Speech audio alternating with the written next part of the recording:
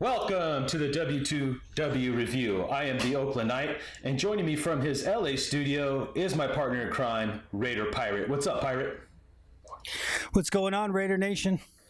All right, Raider Nation. So to get started today on the review, I wanted to touch base really fast on the topic of Aldon Smith yesterday. I was quoted and talking about the fact that he was guilty for his Periscope footage. Even though I didn't say it in those terms, that's the way it was perceived by a few people. So I wanted to respond to a comment in the comment section of, Knight, how do you know that he's guilty? I'm going to be real and honest with you. I actually don't know that if he's truly guilty or not. I do believe in innocent till proven guilty. It's just an opinion of mine, and I'm going to stand by my opinion. I'm going to give you a quick reason why. Number one, and sole reason I believe that he's guilty is because you're innocent till you're proven guilty unless you give probable cause that you are guilty. I don't know, like checking into rehab. That is exactly why I said what I said in the manner that I said it, because if you are innocent, there would be no reason you would have to check into rehab unless you were advised that this is a good cover-up, right? I mean, if he goes into rehab, it's all confidential. He's locked up in rehab. The NFL has no access to him. So there's a possible chance that that's why he did it. So by the time he gets out of there, he is clean. So when the NFL tests him, he comes out negative. So all this could be, now once again, that's alleged. That's just an opinion. That's not factual. But that's what would make sense to me. So it's not that I necessarily got facts that proves that he's guilty. It's just his act shows that there was something that was wrong. You don't check in to a rehab facility and you had a history of substance abuse situations without having a problem of some sort. Pirate, your thoughts on that? I agree. There's something called culpability that sort of comes into play when you're talking about these types of things. If somebody does something, their actions are going to kind of dictate what's going on. And we see this a lot where you're looking to try to figure out what was the intent of the player. Well, what was his intention? How can we be sure that he did this on purpose or this was just an accident? And that's where things like checking into rehab, that's what we would call culpability. His checking into rehab makes it appear that he may be the person in that video. So that's the thing. I mean, again, we're not trying to say he's innocent. We're not trying to say he's guilty. It doesn't come down to what we have to say. It comes down to the actions of the player when you're talking about culpability. And when something like this surfaces and the first thing that you do is you come out and you say, hey, that's not me, nice try, LOL, stuff like that on Twitter. But then right after that, you check yourself into rehab. I'm sorry, in the court of public opinion, it's going to look like you're guilty. That's by sort of your own actions. It's not based on what it is we're saying. Sorry about the helicopter. There's some helicopters flying over the top here. So if you're picking up on that noise, but yeah, it's, again, we're not trying to say that the guy is guilty. We're simply, I think, reporting on the fact that based on this guy's actions, it doesn't look good. I don't know what happened, but based on him checking into rehab, there's a part of my brain that says, the NFL, it's not going to say, okay, let's reinstate this guy. They're going to say, he must have done something wrong. Why else would he check himself into a rehab? So that's the way that I would kind of see it. No, in fact, that's I guess is my point. Just finishing up this conversation, guys. In as far as within the public eye, the court public opinion, in the court of public opinion, there you go. I believe he is guilty in the public's eye. But as far as being charged with anything, it's all alleged. I acknowledge that. I know it's all alleged that it was him. But in like Pirate said, in the court of public opinion, it's obviously something's not right. Something happened. All right, so let's just move on from that. I just wanted to clarify that I'm not pointing the finger like a judge at Aldon Smith. So moving on, Pirate, what do we have as our top story today? Well, there's a couple articles that came out. Ben Heeney, the topic of one of the articles, where they talked about how Reggie McKenzie and the staff basically upgraded at every position other than the middle linebacker position. And it could be looked at in one of two ways. It could be looked at as a weakness, or it could be looked at as this coaching staff thinks that they've got a guy that can play this position. And they kind of went through the article and just kind of talked about how, he's tenacious. He's a film room junkie. Ken Norton Jr. loves him. And if you're getting high praise from Ken Norton Jr., I think you're probably doing something right. So, once again, some people are going to say, hey, we should have upgraded. We should have gone after this guy. We should have gone after that guy.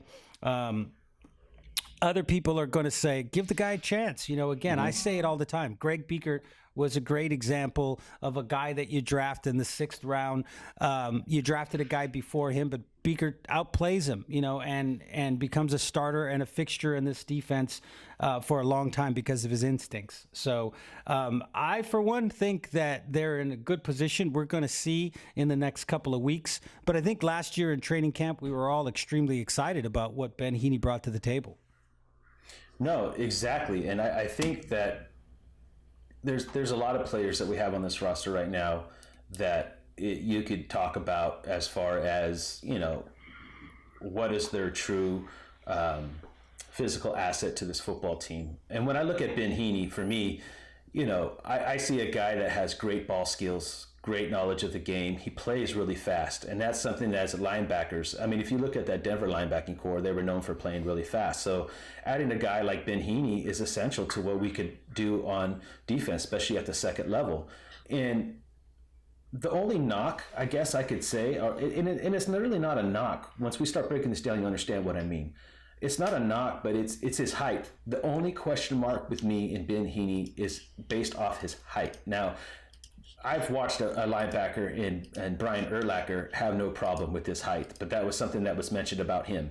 So the fact that he has the ball skill ability that he does and the speed to make up space, I think he'll be okay, if he has to pick up the tight end going up the seam. The issue would be, right, is that some of these tight ends are 6'3", 6'5", and that could pose a problem. But every good player gets caught slipping every once in a while. So is he going to make every single play in the passing game? Probably not.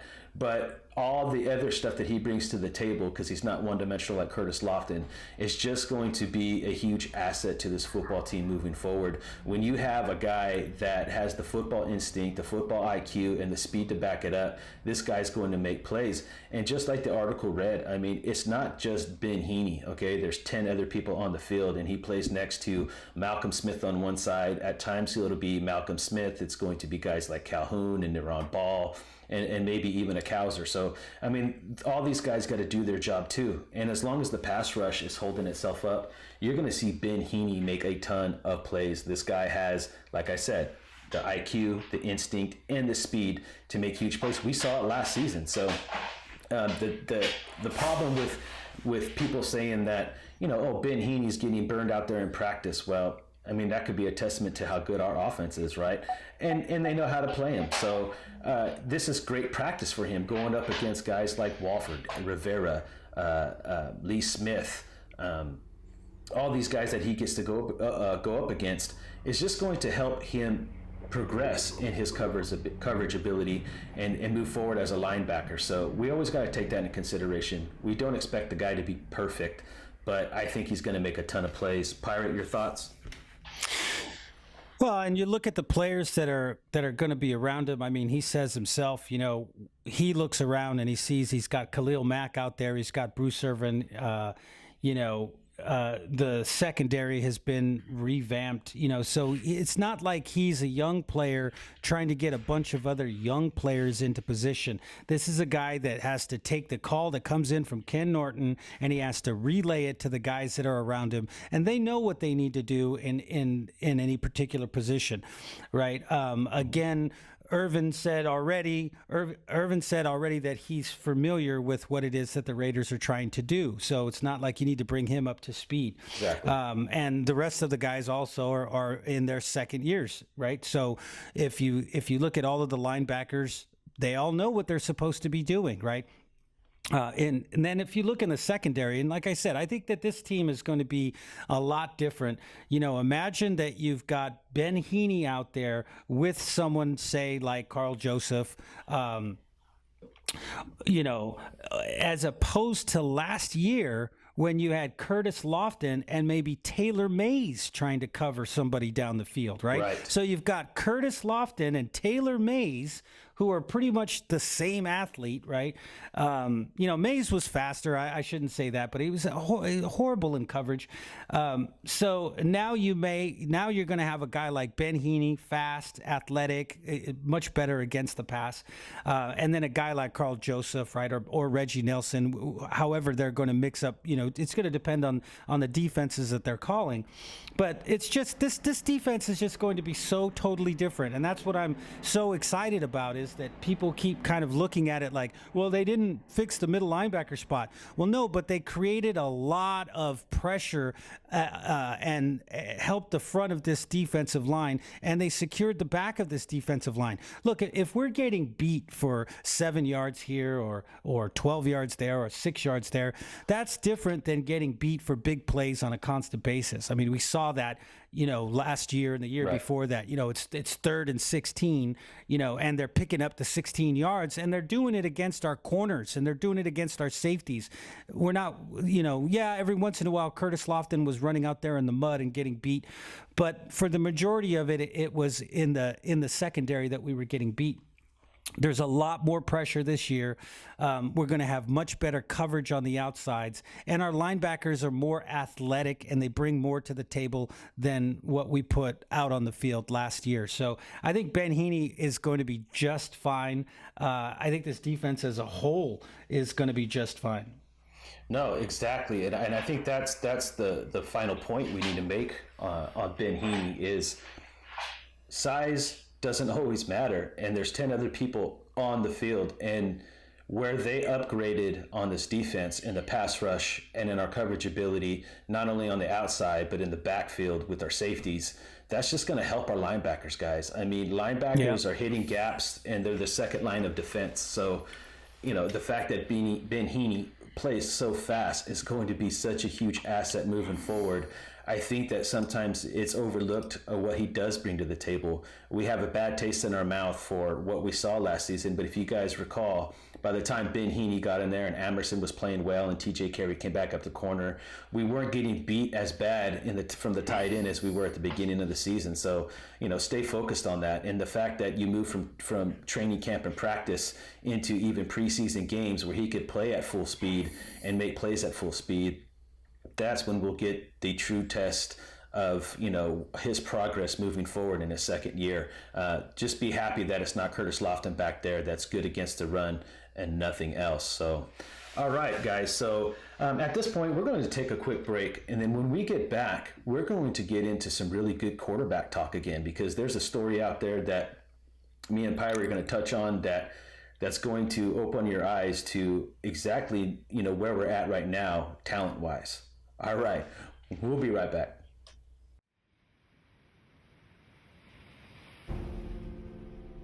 I've got one question for you. If you could have your goal right now, would you take it? Would you even be able to handle it? Think about it. Really envision, visualize, think it through. What is it that you want? Are you ready for it? Have you become the person worthy of it? Could you handle it? If you could have your goal right now, would you take it? See, that's a tough question. It should be easy. The answer should be yes, I'll take it right now. Give it to me. But that's the problem. It can't be given. You've got to go out there and take it like it's yours, like you own it. But are you ready for it? Have you worked for it? Have you put the time and the energy? Have you become a person that's qualified for it? Of course, it all starts in the mind, truly believing that you deserve it, truly believing that you are capable of having it. But it takes work. Have you put the work in? Every day are you working towards it? If you could have your goal right now, would you take it? How does the achievement of your goal affect you, affect your family, affect the ones around you? Would you take it? Could you handle it? Are you prepared for it? Are you prepared for all the change it's going to bring? Because when we want more out of life, we get more of everything. We get more money, we get more impact, more influence. We also get more problems, more criticisms, more conflict, more controversy. People doubting you, people telling you you're not ready, people saying that you're not the person to be doing this kind of work, people saying that you're not the real deal. There comes doubt with that. And of course, doubt within yourself and doubt from other people who are very close to you. Are you ready for that? Because it's coming.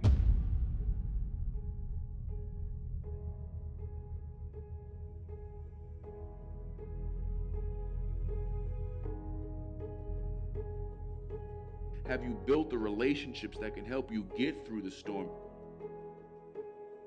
Do you have the systems in place, the personal, the business, the emotional systems in place to help you see yourself through the storm? Because most of the time when you're going after what you want, most people will not be able to relate to you because they're not doing that. Most people are going for what's right there in front of them. Most people are playing it safe. Most people aren't chasing anything down. But you are. You've decided to. You know that there's something more. You actually look forward to putting something in front of you because that keeps you driving forward. If you want something, nobody has the right to talk you out of it. If you want something, you go out and get it. My question is, are you the person who's ready for it?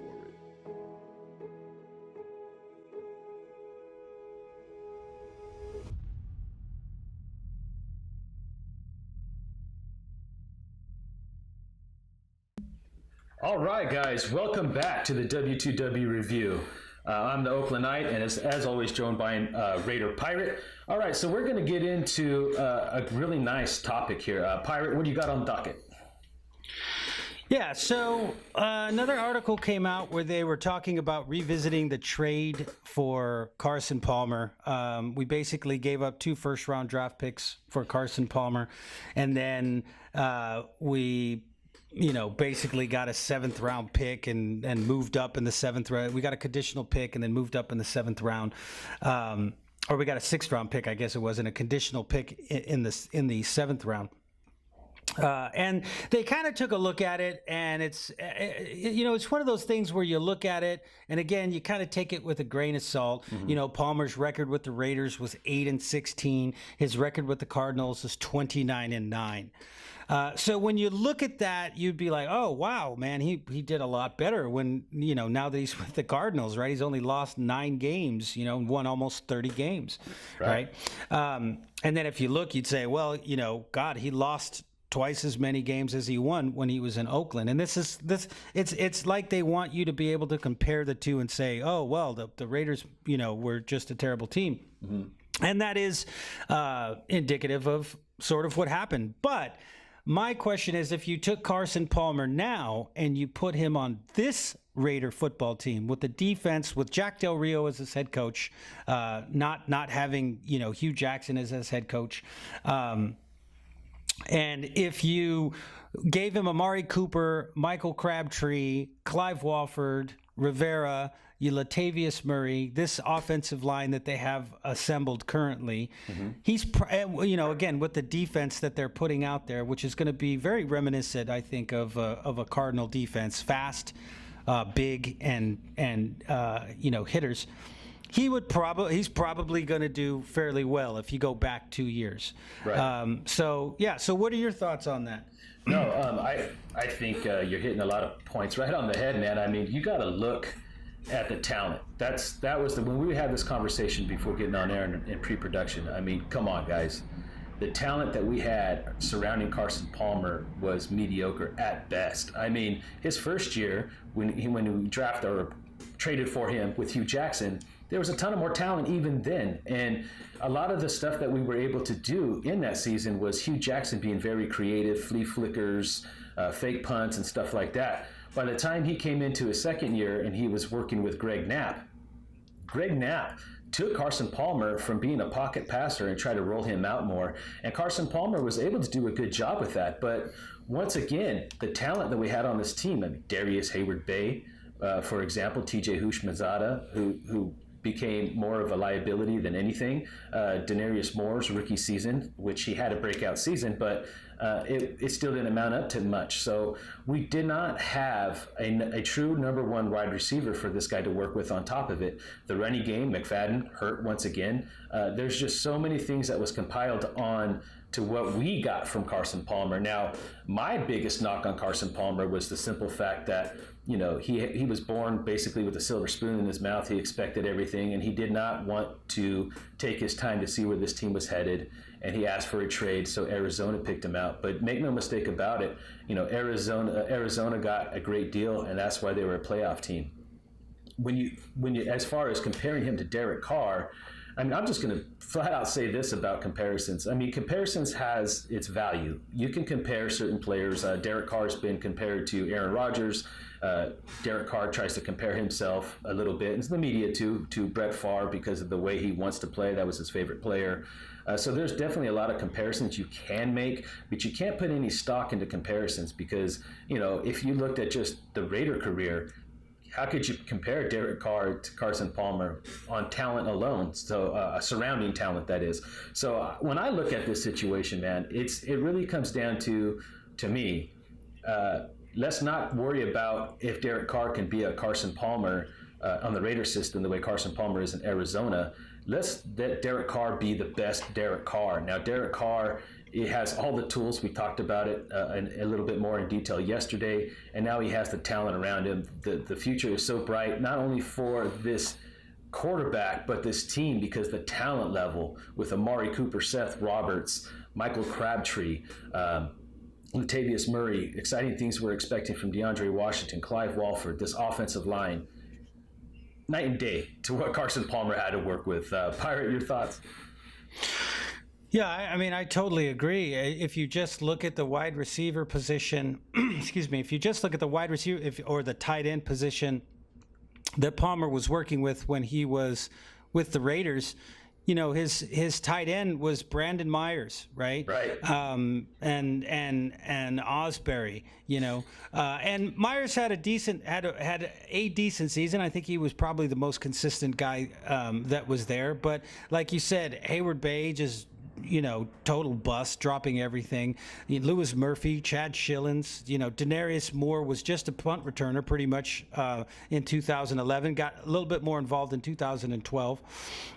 But again, your backfield, Darren McFadden, injured, Michael Bush back there sometimes. But I look at the offensive line, and that's going to be an indicator of how good the quarterback is going to do. Without Absolutely. an offensive line, you're not going to be able to get very much accomplished. I don't care how good of a quarterback that you are.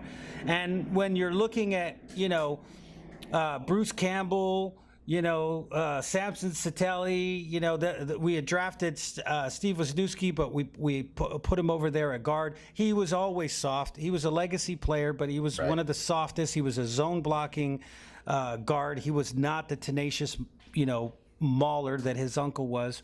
Correct. Jared Valdir, you know, was decent. He's now with the Cardinals, but, you know, at the time, I felt that he was doing a good job for us. So that's a subpar line. You know, again, they brought in 2012, they brought in, I think Reggie drafted Bergerstrom and the other guy, Brizell, was also brought in, to kind of try to help out on that line. In my opinion, again, that is not a good offensive line. Not at you all. look at the defensive side of the ball, not a very good defense either. You had Mike Mitchell, Stanford Route back there getting flagged, DeMarcus Van Dyke, Tyvon Branch. Curry had come over. We picked up Curry. We thought that he was going to be something, but he never panned out. Rolando McClain was probably drinking the purple juice at that time, right? Right. We didn't. Lamar Houston was the best guy on our. Richard Seymour was, but he was clearly past his prime. Lamar Houston is pretty much the best player. Tommy Kelly was supposed to be something, never became anything. For us.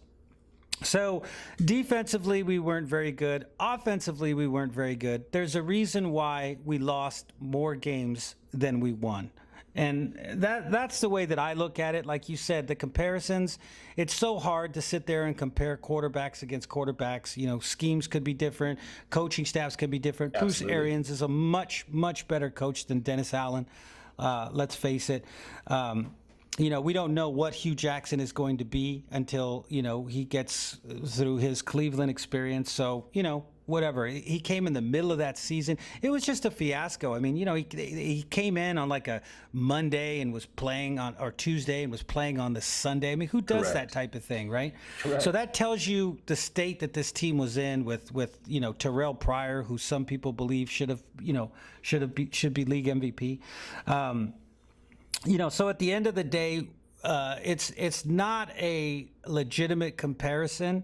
Like I said, if you take Carson Palmer today, you pull him out, or from 2 years ago or 3 years ago, and you pull him out of Arizona and you say, hey, okay, we're going to put you in a time machine. You're going to play here in Oakland with this offensive line, with these wide receivers, with these running backs, and with this defense and that head coach. I can guarantee you Jack Del Rio could get just as much out of this guy as Bruce Arians is getting out of him. Well, once again, and I'm going to make this point too when you talk about the talent on the football team, because you brought up some names that I want to talk about, two in particular. Marcel Reese being one, and Lamar Houston being two. I'll go ahead and throw Valdir into the mix as well. When you're bad for 13 seasons, and by the way, you mentioned Terrell Pryor as well, so I'm going to throw his name in the mix too. So when you that one's for you, Money Man. There you go, Money Man. Terrell Pryor, just for you. When you're bad for 13 seasons and you get used to the mediocrity, which what we became, and it took us a long time to get to this point where we're at right now, you start to attach yourself to players that essentially are not players you should really be investing your emotions into.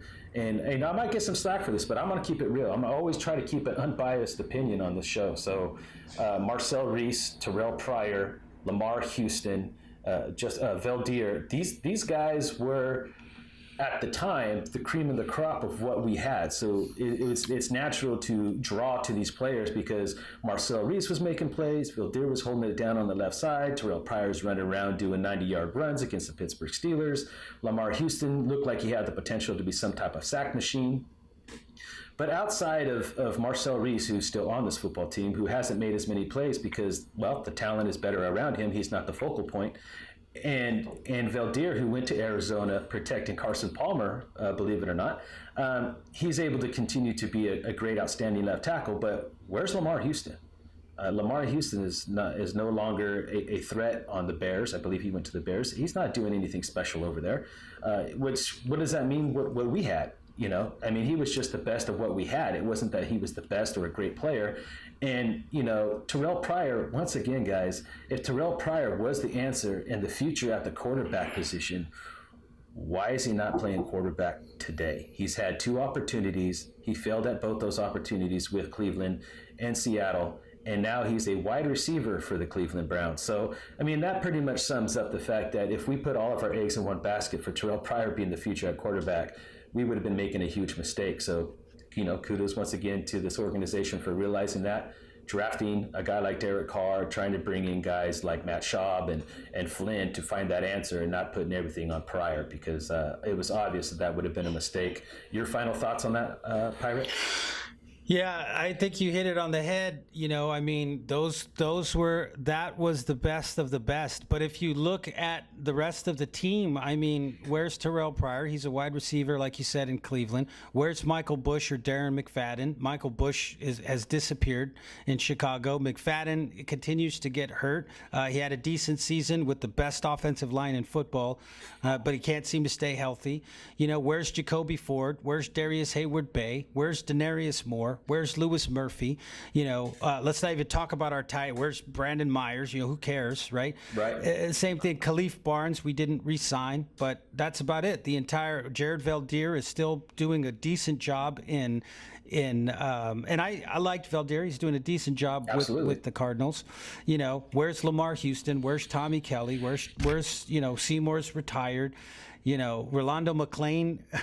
Let's not even get into that. Tyvon Branch. Where's Michael Huff? Mike Mitchell. All of these guys, DeMarcus Van Dyke.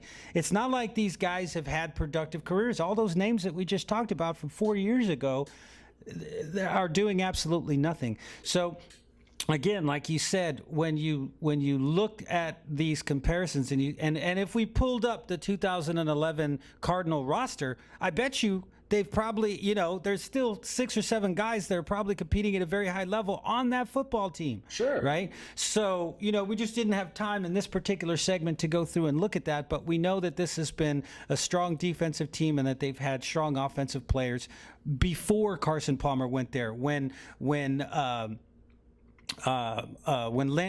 was still there and Warner, was there. So, again, it's not a situation that you can compare it to.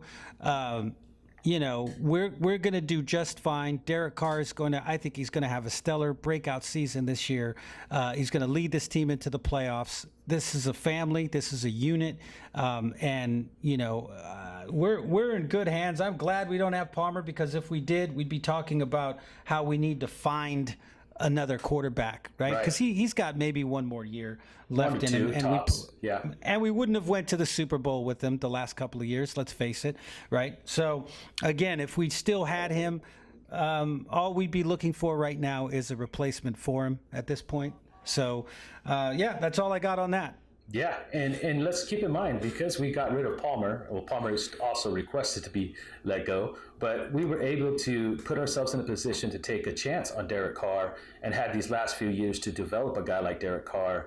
That is one of the main reasons why we're in the position we are today. And like I've always said, always look at the players around the player you want to evaluate, because statistics is not always going to tell the whole story. It's a team concept. It's always been a team concept. So you're about as good as the other 10 guys that surround you. Sometimes you can get away with less, but more is always better, right? So, all right, Raider Nation, that's all the time that we have for today. I want to thank Raider Pirate for being able to join us. We haven't been able to collab like this in a while. This is the team. We are the will to win. So for the Raider Pirate, I'm the Oakland Knight. You guys stay Raider strong.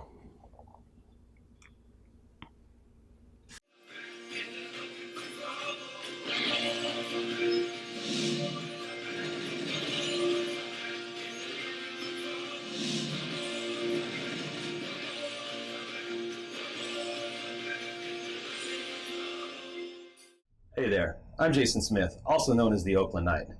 We'd like to thank you for watching the Will to Win broadcast here on YouTube. And if you would like to stay up to date for more content like this, go ahead and hit the subscribe button down below. Or you could click any one of the videos on the side to watch more great videos. Thank you once again, and stay Raider strong.